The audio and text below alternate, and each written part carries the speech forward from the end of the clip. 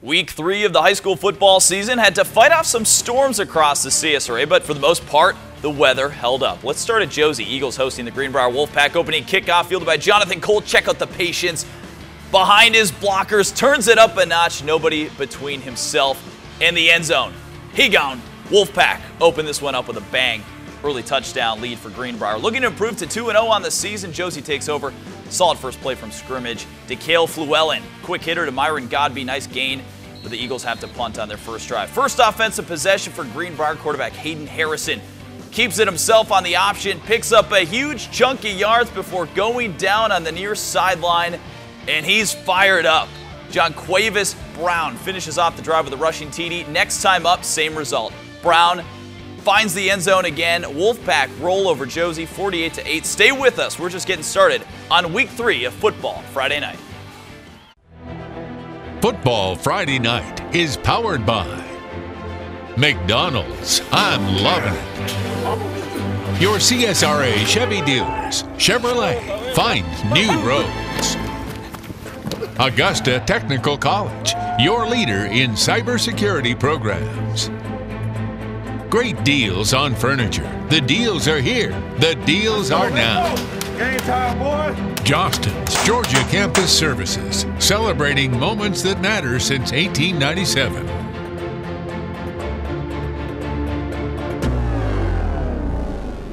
Now, the leader in local high school football coverage, WJBF Sports brings you Football Friday Night. Welcome to week 3 of Football Friday Night, and it wouldn't be high school football season in the Southeast without some severe weather. I'm Nathan Palm, he's Zach Hughes. Yeah, some of our games involving area teams either moved up to yesterday or pushed back to tomorrow to avoid some of that weather. Yeah, South Carolina was primarily affected, so the weather held up all right tonight in Thompson, Georgia, where the Bulldogs were playing in their home opener. And how about this? The last time at the Brickyard, Thompson beat Jefferson in the state semis. Now the two meet again in the Bulldogs' home opener. Bulldogs stick to their running ways. Tyreek Broswell goes up the middle for 20 yards. Same drive, Mills Ridings. To Christian Tutt. Coach Ridings wasn't kidding when he said we'd get to see more of the explosive Tutt on offense. He gets him inside the 5. Then Broswell in the backfield on the draw play. Finishes it off 7-0. Thompson, the early lead on Jefferson. Still in the first. Jefferson going to the ground, and they cough it up. Jalik Nicholson jumps on it. The Bulldogs take over. Thompson has a stable of backs. Once again, like every other year, Tyler Curry in from 1 yard out. They missed the extra point. It's 13-0. This was a dramatic finish. Bubba Murray scored with 30 seconds left in regulation, and Thompson beats Jefferson again. Big win, 20-14. 2-0 Burke County hosting Waco. Last time Waco beat the Bears was in 2014 with that dominant team led by A.J. Gray, who's now at Georgia Tech. 10 minutes left in the half. Score tied at 3. Burke County driving. William Knight. Nice 5-yard keeper. Then the Bears hand off to Cameron Holmes. Breaking tackles, pulling defenders on his way to the end zone. Waco playing tough tonight, though. The Golden Hawks quarterback, Jake Helton, in the shotgun. Looking for Jeremiah Swint over the middle.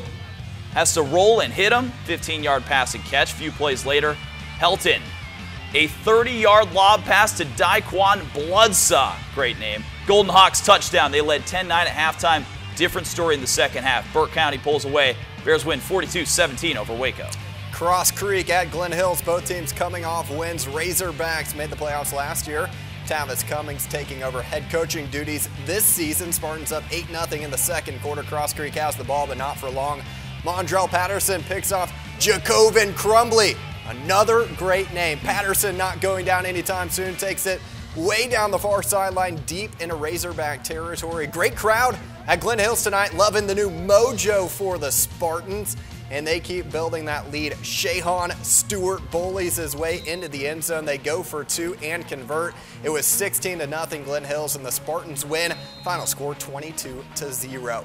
Westside and Hephzibah each looking for their first wins of the season. Patriots are 27-6-2 all-time against the Rebels. Second quarter, Rebels up 14-0 and driving, but Anthony Collins makes a big defensive stop with a TFL to force a long third down. And on that third down, Max Lockwood is looking deep, but Savoy Rushton high points the ball for an interception, and Rushton on the return takes it 52 yards to the house for the touchdown. That made it a 14-7 game. It then went into a lengthy lightning delay, and out of the delay, Hefzibah cruised to a 39-7 win.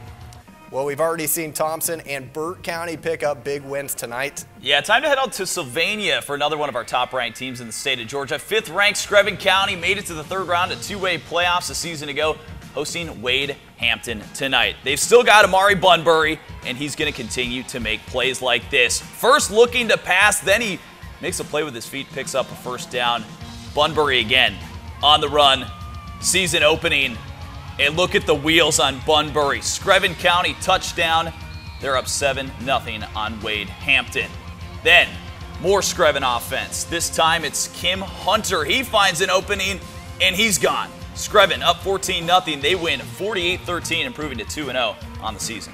Another dominant Georgia program in our area, the ECI Bulldogs, made it to the state semifinals last season, playing just down the road at Portal tonight.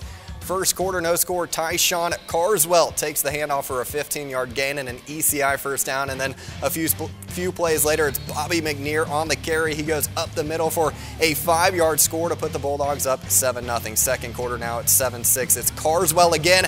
That's from 15 yards out to put ECI up 14-6. And then finally, McNear takes the handoff, and he's gone. A 50-yard touchdown run, and ECI rolls 54-6, the final there. Last week, Lincoln County opened the season with a convincing win over McCormick on Game Night Live. Tonight, they hit the road to face Grovetown. The Grovetown students pumped up for this one. First quarter, after the Red Devils had stopped Grovetown on their first drive, the Warriors punting. Medarius Roberts back to return. He can't handle it, fumbles the punt. Jamar Bingham jumps on it to set the Warriors up deep in Lincoln County territory. And then the very next play for Grovetown, D'Angelo Durham takes the handoff, bounces outside, and dives in for a 10-yard score. That put the Warriors up 7-0.